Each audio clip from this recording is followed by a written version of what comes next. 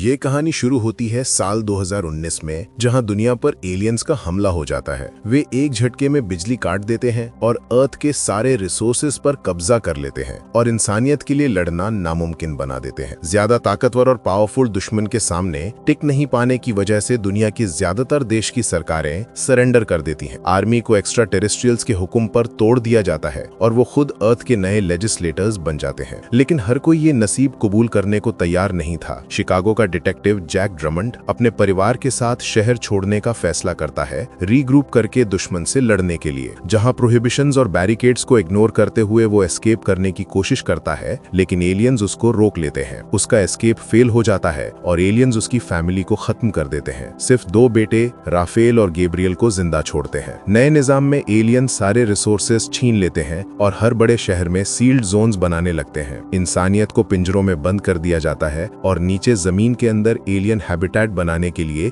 मजदूरी करवाई जाती है। अब सिर्फ पुलिस ही काम कर रही होती है। वो रेगुलर इंस्पेक्शन करती है और जो भी अनडिजायरेबल लगता है उसको अर्थ से डिपोर्ट कर देती है। सारी डिजिटल कम्युनिकेशन बंद हो चुकी होती है इंटरफेरेंस की वजह से। पुलिस और पॉलिटिशियंस डायरेक्ट लेजिस्लेटर्स यानी एलियन से बात करते हैं और उनके हुक्म पर चलते हैं। 2026 में एक छोटी रेजिस्टेंस ग्रुप सील्ड जोन पर अटैक करने की कोशिश करती है ताकि ग्लोबल अपराइजिंग शुरू हो, लेकिन उनका प्लान फेल हो जाता है। फिर भी उनका मकसद नहीं बदलता। यहाँ शिकागो में एलियन इन्वेजन के 9 साल बाद सबर्ब्स में एक स्पेशल पुलिस यूनिट चल रही होती है जो हजारों हिडन कैमरास और बॉडी में डाले गए ट्रैकिंग डिवाइसेस से हर इंसान पर नजर रखती है। यूनिट का हेड विलियम मुलिगन है, जहाँ वो जैक ड्रमंड के छोटे बेटे गैब्रियल ड्रमंड को मॉनिटर कर रहा होता है, जिसका बड़ा भाई राफेल कुछ दिन पहले सील्ड जोन उड़ाने की कोशिश में मारा गया था। अब पुलिस को यह पता करना है कि गैब्रियल का कोई कनेक्शन बचा है या नहीं। गैब्रियल को पता होता है कि हर तरफ से उस पर नजर रखी जा रही है, फिर भी वो अपनी गर्लफ्रेंड के साथ टाइम स्पेंड करता है। सुबह अपने बेस्ट फ्रेंड से मिलता है, जासूस पड़ोसी को छुड़ाता है जो खिड़की से देख रही होती है। सर्वेलेंस से बचने के लिए दोनों लड़के भागते हैं और एक म्यूरल तक पहुंचते हैं जो गैब्रियल के मरे हुए भाई राफेल के लिए बना था। एक बिल्डिंग की छत पर चढ़ के वो एलियन लेयर को देखते हैं जो जमीन के अंदर बहुत नीचे जाता है। उन्हें डर तो लगता है कि उन पर रिबेल का लेबल लग जाएगा, लेकिन जुरागस जो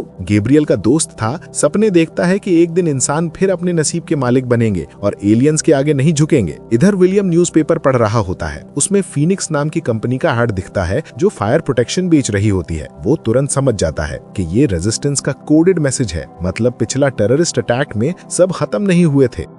थोड़ी देर बाद विलियम एक औरत जेन से मिलने जाता है और वो आसानी से बात कर लेती है। वो रात साथ गुजारना चाहती थी कि कोई पकड़ नहीं पाएगा, लेकिन विलियम स्ट्रिक्टली बिजनेस के लिए आया था। उसका रूल्स तोड़ने का इरादा नहीं था। पैकेज लेके प्रीसिंक्ट वापस आता है और असिस्टेंट को बताता है कि रेजिस्टेंस अभी भी जिंदा है और नए अटैक की तैयारी कर रही है। वो पुराने केस फाइल्स और बायोग्राफीज चेक करता है, फीनिक्स से कनेक्शन ढूंढता है ताकि टेररिस्ट अटैक रोक सके और एलियन से कॉन्फ्लिक्ट ना हो। इधर रेबल्स रात को ही ऑपरेशन करने वाले थे। टारगेट था मेन सॉकर स्टेडियम, जहाँ पॉलिटिशियंस इकट्ठा होने वाले थे और शायद एलियन लीडर्स भी यूनिटी डे मनाने आने वाले थे। ये इंसान और एलियंस के बीच एकता का सेलिब्रेशन था। यहाँ चार्ल्स से मिलने के बाद पैट्रिक बस में जाता है और एक आदमी को चेहरा छुपाकर इन्फॉर्मेशन पास करता है। उसी वक्त गैब्रियल डेटा रिकवरी सेंटर में काम पर जाता है, जहाँ हर तरफ कैमरास थे। उसका काम फोन से डेटा निकालना था, उन्हें कॉपी करके एलियंस को भेजना ताकि पोटेंशियल दुश्मन ढूंढे जा सके। वो एक एक फोन खोल के फोटोज वीडियो सर्वर पर भेजता है, फिर ड्राइव डिस्ट्रॉय कर देता है। वहाँ उसने देखा एक लड़की कॉलीग पेपर पर कुछ लिखकर उसे छुपा रही थी। लंच ब्रेक में वो उसके पास बैठती है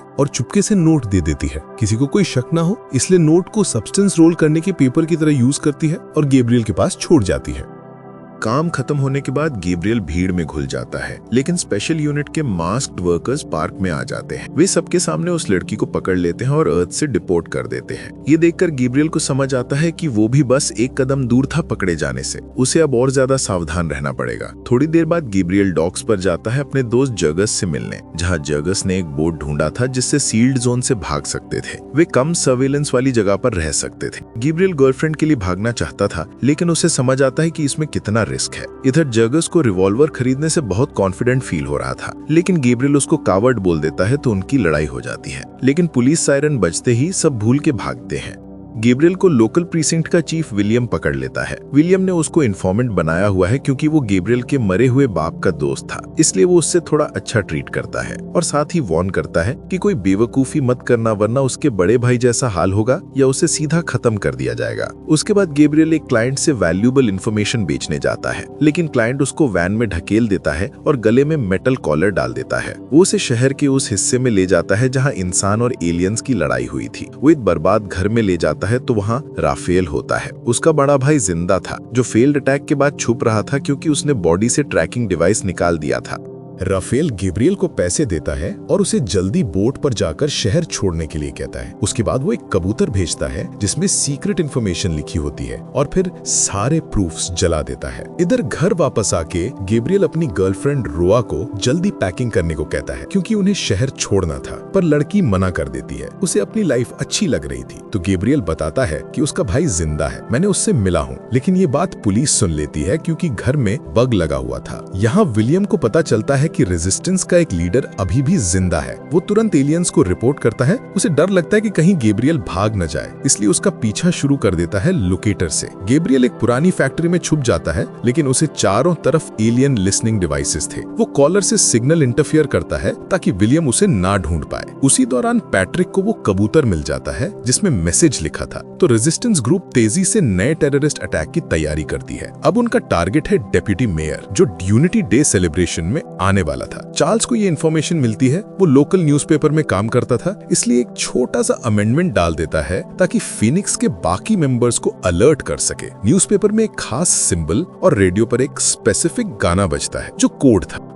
अंडरग्राउंड मूवमेंट के एजेंट्स नाइट क्लब में इकट्ठा हो जाते हैं जो अटैक से पहले एक डॉक्टर से मिलते हैं जो उनके बॉडी से ट्रैकिंग डिवाइसेस निकालता है। ऑपरेशन बहुत खतरनाक होता है, सब सरवाइव नहीं करते, लेकिन वो लोग बड़े मकसद के लिए रिस्क लेने को तैयार थे। उसके तुरंत बाद पैट्रिक मॉर्ग में जाता है, वहाँ एक वर्कर को रिश्वत देता है और मरे हुए लोगों के ट्रैकिंग डिवाइसेस खरीद लेता है। ये डिवाइसेस रात 7 बजे तक डेटाबेस में एंटर नहीं होंगे, मतलब रेबल्स इनको यूज कर सकते हैं अपनी पहचान छुपाने के लिए। इससे उनका प्लान एक्सपोज नहीं होगा। राफेल भी एक्शन में आ जाता है। वो अपने दोस्त एडवर्ड से मिलता है। उनको पता चलता है एक औरत एलियन का एक खास कपड़ा बेच रही है, ऑर्गेनिक मटेरियल जो कैमोफ्लाज बन सकता है सिक्योरिटी सिस्टम्स और इंस्पेक्शन से बचने के लिए। इस कपड़े की पॉसिबिलिटी लाजवाब थी। पैट्रिक उस कपड़े को इनविजिबल बॉम्ब में बदल देता है जो 2 बार टैप करने से एक्टिवेट होता था और फिर 1 मिनट का काउंटडाउन शुरू होता था। सब तैयारी पूरी होने के बाद राफेल की टीम को मिलता है कैमोफ्लाज बॉम्ब, मरे हुए लोगों के ट्रैकिंग डिवाइसेस यानी पर्सनल आईडी के लिए, पॉइजन कैप्सूल अगर पकड़े गए तो। टारगेट और मिशन डिटेल्स क्लियर होने के बाद 6 लोग 2 गाड़ियों में स्टेडियम की तरफ निकल पड़ते हैं जहां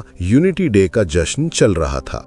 हजारों लोग एलियन लेजिस्लेटर से मिलने के लिए वेट कर रहे थे। शिकागो का मेयर स्पीच दे रहा था जहां वो बड़े बड़े दावे कर रहा था कि एलियंस ने अर्थ के नेचुरल रिसोर्सेज 10 गुना बढ़ा दिए और क्राइम बिल्कुल खत्म कर दिया। लेकिन फीनिक्स वाले जानते थे कि ये झूठ है। एलियंस जल्दी ही सारे रिसोर्सेज लूट लेंगे और अर्थ को रहने के लायक नहीं छोड़ेंगे। इसलिए आज पहला कदम उठाना जरूरी था, वरना देर हो जाएगी। स्टेडियम पहुंचकर रेजिस्टेंस मेंबर्स अलग अलग हो जाते हैं। वो मेयर के असिस्टेंट पर नजर रखते हैं, लेकिन लेजिस्लेटर्स के आने से प्लान थोड़ा चेंज होता है, लेकिन मिशन सेम रहता है। इधर राफेल डेप्यूटी मेयर के बिल्कुल पास पहुंच जाता है और उसके कंधे पर 2 बार टैप करता है और बॉम्ब एक्टिवेट हो जाता है। प्लान पूरा करके सब स्टेडियम से निकल जाते हैं। 1 मिनट बाद जोर का धमाका होता है। डेप्यूटी मेयर के साथ साथ कई एलियंस भी मारे जाते हैं। लेजिस्लेटर्स गुस्से से पागल हो जाते हैं। वे पूरे शहर में खोज शुरू कर देते हैं। यहाँ एडवर्ड गन फायर में मर जाता है, लेकिन बाकी ज्यादातर भाग निकलते हैं। राफेल भी भागता है, लेकिन अंडरग्राउंड पार्किंग में एल वैन में छिप जाता है। एलियन वैन फाड़ देता है, लेकिन बाकी रेजिस्टेंस मेंबर्स वक्त पर पहुंच के उसको बचा लेते हैं। इधर विलियम टीवी पर सब देख रहा था। वो समझ जाता है कि अब उसका भी वक्त आ गया है एक्शन लेने का। इधर गैब्रियल को होश आता है। ट्रैकिंग डिवाइसेस ने उसको अकेला छोड़ दिया था, तो वो दौड़ता है बोट की तरफ, लेकिन बोट को जला दिया गया था ताकि वो भाग ना सके। अनीटा एविडेंस जला रही होती है जो फीनिक्स तक पहुंचा सकती थी। डैनियल और राफेल के साथ अगले टारगेट की तरफ निकल पड़ता है। वे समझते हैं टाइम बहुत कम है, जल्दी ही पूरी पुलिस उनके पीछे पड़ जाएगी। लेजिस्लेटर्स पुलिस से नाखुश होते हैं। वे एलियन हंटर्स भेज देते हैं, जहां पुलिस चीफ यूजीन को अंडरग्राउंड बुलाया जाता है पर्सनल मीटिंग के लिए। उसके तुरंत बाद विलियम फिर जेन से मिलता है, जिसके साथ वो कांटेक्ट में था। वो पूरा भरोसा करती है उस पर और डांस करने को कहती है पहले कि फिर जो करना है कर लेना, लेकिन विलियम के पास वक्त नहीं था। रात को पुलिस शिकागो के गरीब इलाकों इलाकों में स्वीप करती है। जो भी रेबल से जुड़ा लगता है उन्हें पकड़ लेती है। लोग डर के मारे अपना सामान करने वाली चीजें फेंक देते हैं। जूर्गस विरोध करने की कोशिश करता है, लेकिन स्पेशल यूनिट वाले उसको बुरी तरह पीट देते हैं। गैब्रियल अपने दोस्त को बचाने की कोशिश में एक ऑफिसर पर गन तान देता है, लेकिन विलियम उसको रोक देता है। कहता है गन नीचे कर वरना मारे जाएंगे। एक रेबल शहर छोड़ने से पहले अपनी बीवी को फोन करता है गुड बाय बोलने के लिए, जिसका छोटा बच्चा घर पर था। विलियम ने ये एक्सपेक्ट किया था, तो वो कॉल ट्रैक करता है और उसको दबोच लेता है। बीवी बच्चे की सेफ्टी के बदले साथी बताने को मजबूर कर देता है और एलियन हंटर्स भेज देता है। आगे राफेल, अनीता और डैनियल ट्रेन स्टेशन जाते हैं। वे अलग अलग रूट्स के टिकट लेते हैं ताकि जल्दी निकल सकें। सब चेक इन कर लेते हैं, सिर्फ अनीता लाइन में फंस जाती है। रात के 7 बजने वाले होते हैं। वो भागती है और एक बच्चे को बहाना बना के चेक पॉइंट क्रॉस करती है। रेबल्स बस में बैठ जाते हैं। उन्हें लगता है वे भाग जाएंगे क्योंकि पुलिस कहीं नहीं दिखती, लेकिन 1 मिनट बाद अलार्म बज उठता है। ड्राइवर्स बस रोक देते हैं और एलियन हंटर स्टेशन पर आ जाते हैं। वे डैनियल को ढूंढ लेते हैं। वो भागने की कोशिश करता है, लेकिन समझ जाता है ये नामुमकिन है, तो वो पॉइजन कैप्सूल खा लेता है। अनीता डर के मारे भागने लगती है, लेकिन एलियन हंटर उसको मार देता है। राफेल उसको धक्का देके बचा लेता है और बस से निकल भागता है। मजबूरी में वो भी पॉइजन कैप्सूल खाने ही वाला होता है कि वहाँ विलियम आ जाता है और उसको गोली मार देता है ताकि वो कैप्सूल न खा सके। थोड़ी देर बाद विलियम इंटरोगेशन रूम में गैब्रियल से मिलता है। उससे बताता है कि एलियंस ने फैसला कर लिया है कि 10 घंटे में वे गैब्रियल का पूरा इलाका तबाह कर देंगे, घर का नामो निशान मिटा देंगे। सिर्फ गैब्रियल ही इसे रोक सकता है, लेकिन इसके लिए उसे पुलिस की मदद करनी पड़ेगी। गैब्रियल पहले मना कर देता है, लेकिन विलियम सच बता देता है कि राफेल जिंदा पकड़ा गया है और अभी पिट रहा है। अगर गैब्रियल ने मदद नहीं की तो उसको एग्जीक्यूट कर देंगे। तो गैब्रियल मजबूरन हाँ कर देता है और पुलिस का इन्फॉर्मेंट बन जाता है। विलियम उसको इंस्ट्रक्शंस देता है और एक न्यूज़पेपर देता है जिसमें फीनिक्स का सिंबल छुपा होता है। आगे गैब्रियल राफेल से मिलता है और उससे कहता है कि रेबल्स के लीडर तक ले चलो। उसे पता है पुलिस हर कदम देख रही है, फिर भी अपने भाई को बचाने के लिए वो कुछ भी करने को तैयार है। गैब्रियल पैट्रिक, चार्ल्स और जेन से मिलता है और जेन ही रेबल्स की लीडर निकलती है। विलियम को ये जानकर शॉक लगता है कि इतने दिन उसके इतने पास एक टेररिस्ट लीडर थी। वो तुरंत उसके घर पर रेड करवाता है और जेन को एग्जीक्यूट कर दिया जाता है। विलियम का असिस्टेंट बिलीव नहीं कर पाता क्योंकि जेन इतनी सीधी सादी औरत थी जिसके गन में गोली भी नहीं थी। वो इतनी बड़ी लीडर कैसे हो सकती है? लेकिन घर से लिसनिंग डिवाइस, हिडन कैमरा और लैपटॉप मिलता है जिसमें बहुत सारी वैल्यूएबल डेटा होते हैं। थोड़ी देर बाद विलियम इंटेरोगेशन रूम में लेजिस्लेटर्स के सामने रिपोर्ट करता है, जहां वो पूरा क्रिमिनल नेटवर्क एक्सपोज कर देता है। छोटे वर्कर्स से लेकर लीडर्स तक, चार्ल्स, पैट्रिक, जेन, सबके नाम लेता है वो। एलियंस विलियम पर शक करते हैं कि इतने साल उसी इलाके में रहकर भी उसे कुछ नहीं पता था, शायद वो भी उनके साथ था। विलियम जोर देते हुए कहता है कि वो पुलिस ऑफिसर है, हमेशा लॉ के साथ रहेगा।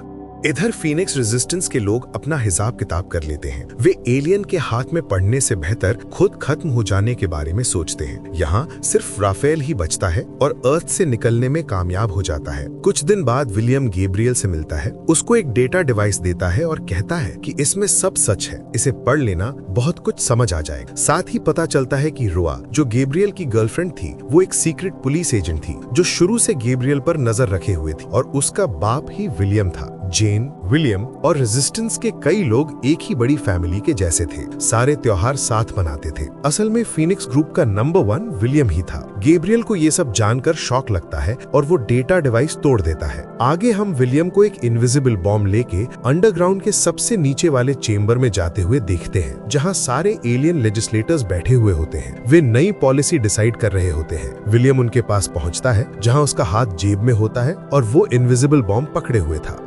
एक एलियन उसको पहचान लेता है और पूछता है कि तुम यहाँ क्या कर रहे हो? तो इस पर विलियम सीधा बोलता है कि जो 9 साल पहले होना चाहिए था वो आज करने आया हूँ। वो 2 बार बॉम्ब पर टैप करता है और 1 मिनट का काउंटडाउन शुरू हो जाता है। लेजिस्लेटर्स समझ जाते हैं और तुरंत उस पर हमला कर देते हैं, लेकिन विलियम पहले से तैयार था। उसने बॉम्ब को फाड़ के चेंबर के सेंटर में फेंक दिया, जिससे सारे एलियंस एक साथ उसकी तरफ दौड़ते हैं, लेकिन देर हो चुकी थी। धमाका होता है और पूरा अंडरग्राउंड हिल जाता है। बिजली की लहरें ऊपर तक जाती हैं और सील्ड जोन के कंट्रोल सिस्टम्स फेल होने लगते हैं। ऊपर जमीन पर लोग हैरान रह जाते हैं क्योंकि बिजली वापस आ जाती है। ट्रैकिंग डिवाइसेस बंद पड़ जाते हैं और एलियन के सारे सिग्नल्स कट जाते हैं। रेडियो पर इमरजेंसी ब्रॉडकास्ट शुरू हो जाता है, जिसकी लोगों को आवाज आती है कि दोस्तों, आज हम आजाद हैं, अब वक्त आ गया है घर वापस लेने का।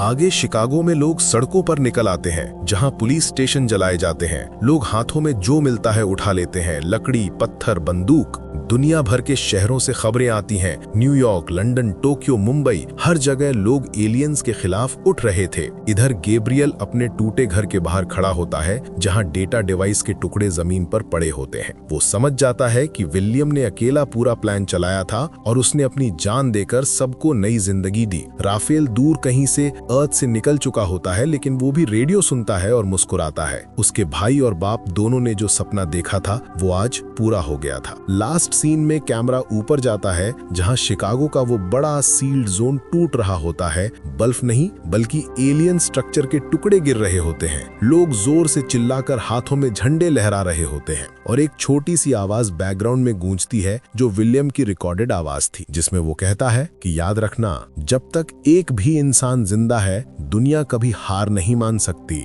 जिसके साथ ही ये कहानी यहीं खत्म हो जाती है। अगर आपको हमारा वीडियो अच्छा लगा हो तो इसे लाइक और चैनल को सब्सक्राइब करना मत भूलिएगा। तब तक हम आपको मिलेंगे किसी और कहानी के साथ।